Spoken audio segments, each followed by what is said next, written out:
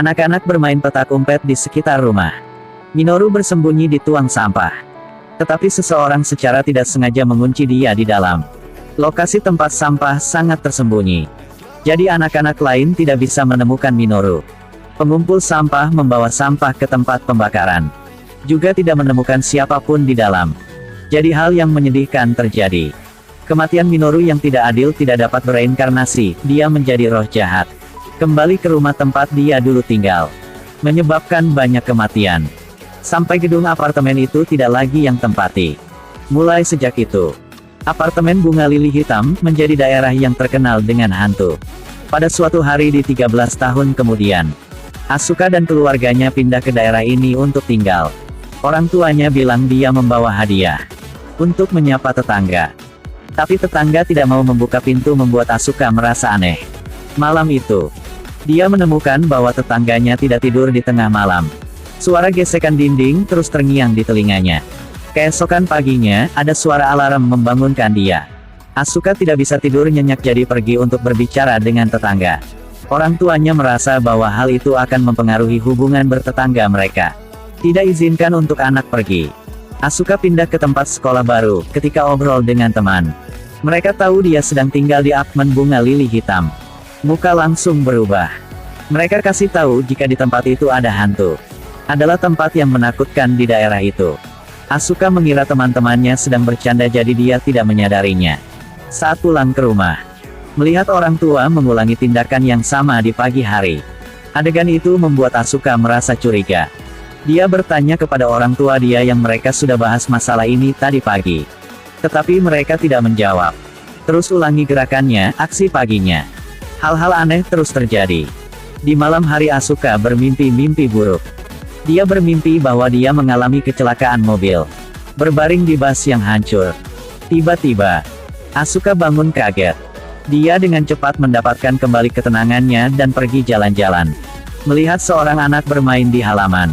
Karena Asuka sangat suka anak kecil. Mengambil inisiatif untuk berbicara dengan anak itu. Bahkan dalam mimpi, dia juga tidak tahu. Anak ini sudah mati. Dari 13 tahun yang lalu di sini. Jika dia tahu yang sebenarnya. Tidak tahu apakah dia masih bisa bermain dengan anak itu. Setelah membangun istana pasir. Asuka takut anak itu sendirian tidak aman di luar. Jadi memberitahu anak itu untuk tidak pergi bermain sendirian. Minoru bicara padanya. Kakek di kamar 401 sering bermain sama dia. Tidak tahu apakah ada teman di sini yang merasa merinding gak? Kakek tetangga punya Asuka. Sebenar adalah manusia apa iblis? Bahkan bahwa anak itu bertemu Asuka adalah kebetulan. Atau ada pengaturan? Asuka pergi ke sekolah. Di waktu kelas, guru memberi semua orang materi tentang orang tua yang meninggal di rumah. Tubuh membusuk selama beberapa hari sebelum ditemukan. Asuka membaca dokumen. Ingat suara yang datang dari rumah tetangga setiap malam. Merasa tidak tenang. Dia pergi ke 401 dan mengetuk pintu tetapi tidak ada yang menjawab. Ketika Asuka memutar knob pintu. Pintu dibuka. Dia masuk ke dalam. Menemukan 3 foto dan beberapa boneka aneh. Pada saat itu, dia terpeleset. Tangannya menyentuh kaki. Asuka menyalakan lampu HP. Melihat pemilik kaki itu. Dia melihat posisi mayat baru mengerti. Suara setiap malam adalah tangisan orang tua minta tolong. Polisi dengan cepat tiba di tempat kejadian dan membawa pergi tubuh lelaki tua itu. Malam itu, Asuka tidak bisa tidur. Dia duduk dan menyalakan lampu untuk online. Tetapi tiba-tiba, dia masih mendengar suara dari sisi lain dinding. Asuka pergi ke rumah tetangga dan melihat melalui celah. Adegan horor. Dini hari berikutnya, dia masuk ke kamar 401 untuk meriksa. Melihat noda darah di dinding, dia ingin menyentuhnya sekarang. Setelah itu, dia menyadari ada sesuatu yang salah dan ingin pergi. Tapi tiba-tiba, di belakangnya adalah seorang pria. Dia memperkenalkan diri sebagai Shinobu. Adalah seorang karyawan yang berspesialisasi dalam pemindahan relik. Asuka memberitahunya apa yang dia temui sama pria itu. Shinobu berkata, iblis akan mengulangi apa yang dia lakukan sebelum dia mati. Terkadang itu mempengaruhi kehidupan orang lain. Shinobu menyuruh Asuka untuk tidak terlalu terkejut. Kemudian dia pergi ke rumah untuk melanjutkan pembersihan. Asuka balik ke rumah. Saat malam, Minoru datang mencarinya untuk pergi bermain. Dua orang pergi ke taman untuk bermain. Moniru membuat saran. Bisakah datang ke rumah kakak lain kali untuk bermain? Oke. Boleh. Janjinya. Asuka tak terduga. Janji ini hampir merenggut nyawanya. Hari berikutnya, Asuka mempraktikkan dasar-dasar keperawatan di sekolah. Ketika dia memeluk teman sekelasnya ke tempat tidur lain, sesuatu yang aneh terjadi. Kamu akan mati.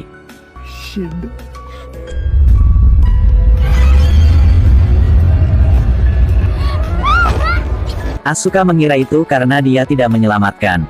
Itu sebabnya dia diikuti oleh hantu orang tua itu. Shinobu tebak berdasarkan pengalaman dia. Orang tua pada waktu itu tidak memiliki kesempatan untuk menyelamatkan. Jadi kematian orang tua itu bukan kesalahan punya Asuka.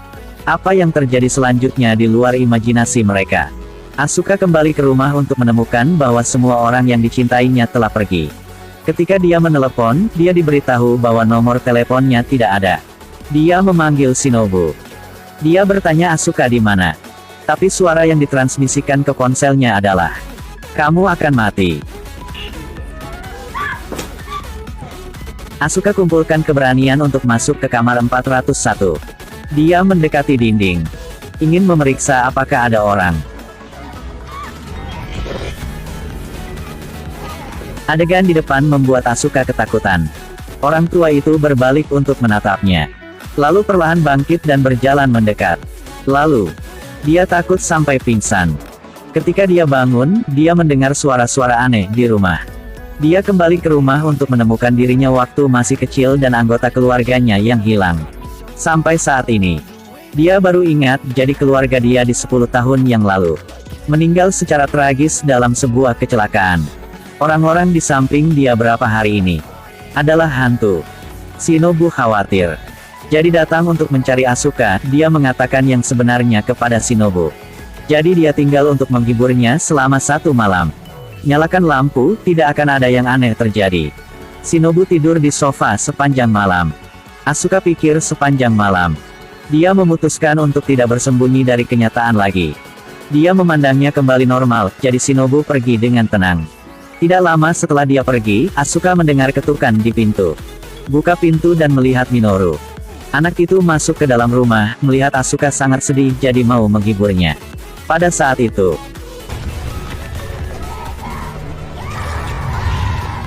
Asuka mengira hantu tetangga belum menghilang.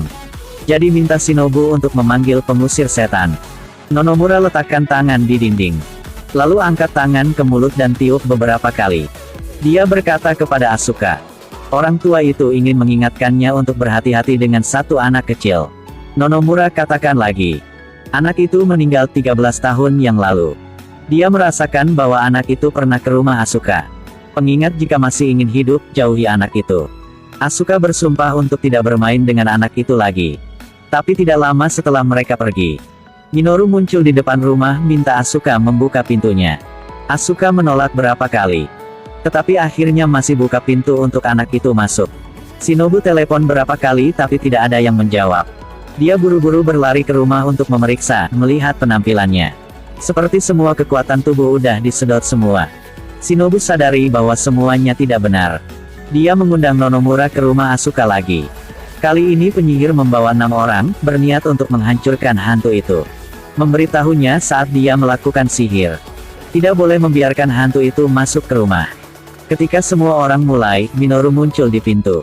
Berubah menjadi kerabat yang hilang memikat Asuka untuk membuka pintu. Shinobu melihat kesehatan mental Asuka tidak baik. Beri dia beberapa tamparan untuk sadar kembali. Tapi dia tidak mengharapkannya. Anak itu berubah menjadi pacar yang sakit yang membuat Shinobu terpesona. Shinobu melihat pacarnya dan dengan cepat membuka pintu. Karena itu, Nonomura muntah darah dan mati. Shinobu yang terperangkap dalam api masa lalu tidak bisa lepas. Setelah menyaksikan kematian Nonomura dan Shinobu, Asuka menjadi gila. Polisi memberitahu orang tua angkatnya. Setelah menemukannya dia sedang berteriak dan mencakar di dalam rumah. Mereka berdua dengan cepat membawa dia pulang. Ayah angkat adalah paman Asuka. Setelah adik dan istrinya meninggal, dia mengadopsinya dan memperlakukannya sebagai putrinya sendiri. Di jalan pulang ke rumah, Asuka tanya di mana orang tuaku. Ayah angkat berkata kita di sini. Tapi setelah mendengarkan kalimat ini, dia memeluk boneka punya adiknya. Terus bergumam tentang keluarganya. Filmi berakhir di sini.